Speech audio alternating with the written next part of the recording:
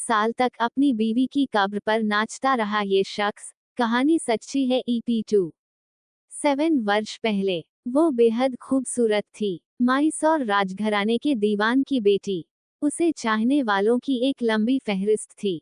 लेकिन सबको छोड़ उसका दिल एक ऐसे शख्स पर आया जिसने पहले तो उसे बेपनाह मोहब्बत की, फिर जिंदा चुनवा दिया। फिर उसी की कब्र पर 3 साल तक नाचता रहा। जी हाँ, कहानी सच्ची है। बात एक ऐसी मर्डर मिस्ट्री की जो देश में डांसिंग ऑन ग्रेव के नाम से जानी गई। शाकिरा नमाजी खलीली की मर्डर मिस्ट्री। शाकिरा नमाजी खलीली, यही नाम था उसका। माइसौर राजघराने के दीवान की बेटी। रिटायर्ड IAS अफसर और ऑस्ट्रेलिया में हाई कमिश्नर रहे अकबर मिर्जा खलीली से शादी हुई। शुरू में तो सब कुछ ठीक ठाक रहा।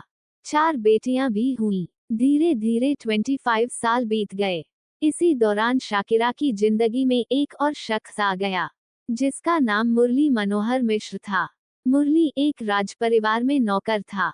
शाकिरा से वो एक प्रोग्राम में मिला था, लेकिन मुलाकात ऐसी थी कि धीरे धीरे प्यार में बदल गई। टैक्स और प्रॉपर्टी की अच्छी समझ रखने वाला मुरली धीरे धीरे स्वामी श्रद्धानंद बन गया। इधर शाकिरा को बेटे की कमी खल रही थी। इसी के चलते उसने स्वामी से मुलाकात की।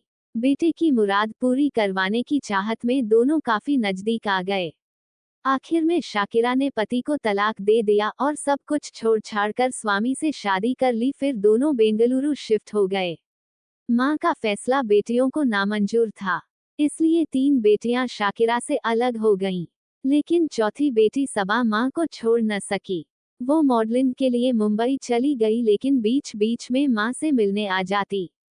5 साल तक तो सब कुछ ठीक रहा। दोनों बेंगलुरु में एक दूसरे के साथ खुश थे। लेकिन अचानक एक दिन शाकिरा गायब हो गई। मुंबई से बेटी सबा ने मां को कई फोन किए, फिर स्वामी को भी कॉल लगाई, लेकिन कोई संतोषजनक जवाब नहीं मिला। लिहाजा वो बेंगलुरु चली आई। यहाँ सबा और स्वामी ने खोजबीन की। इसी में 9 महीने बीत गए। फिर एक रोज स्वामी ने बताया कि उसकी मां प्रेग्नेंट है और अमेरिका के रूजवेल्ट हॉस्पिटल गई है।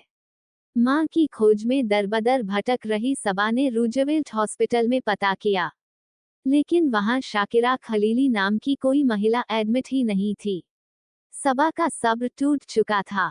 वो समझ गई कि स्वामी उससे कुछ छुपा रहा है।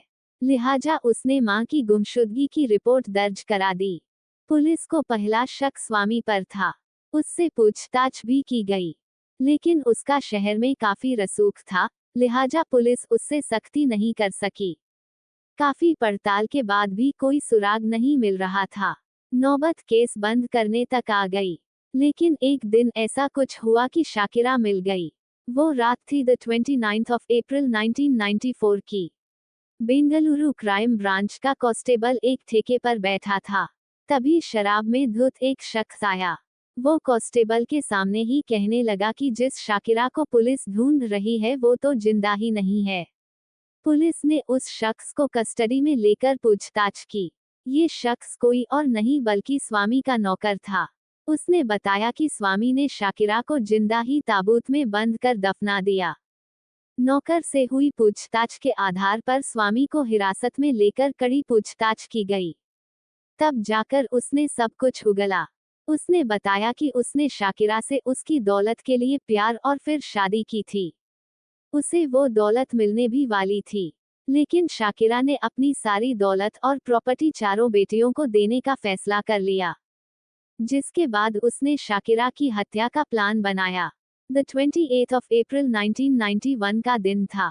स्वामी ने घर के सारे नौकरों को छुट्टी दे दी। फिर खुद से चाय बनाई और उसमें बेहोशी की दवा मिला दी। चाय पीने के बाद शाकिरा बेहोश हुई तो उसे एक गद्दे में लपेटकर ताबूत में डाल दिया। फिर जिंदा दफना दिया। उसके ऊपर शानदार टाइल्स लगवा दिए। 3 साल तक वो उसी आंगन में अपनी बीवी की कब्र के ऊपर रात को पार्टी करता रहा। शराब पीकर दोस्तों के साथ नाचता रहा। ताबूत के अंदर नाखून की खरोंच के निशान भी मिले, जिसे देखकर लगा कि होश में आने के बाद शाकिरा ने बाहर निकलने की काफी कोशिश की और अंत में तड़पते तड़पते दम तोड़ दिया। ताबूत से बरामद अंगूठियों और चूड़ियों से शाकिरा की पहचान हुई। सुप्रीम कोर्ट ने स्वामी को उम्र कैद की सजा सुनाई। अब वो कर्नाटक के बेलगाम जेल में बंद है। आप सबको मेरी कहानी पसंद आई हो तो like and subscribe hands clapping कर देना।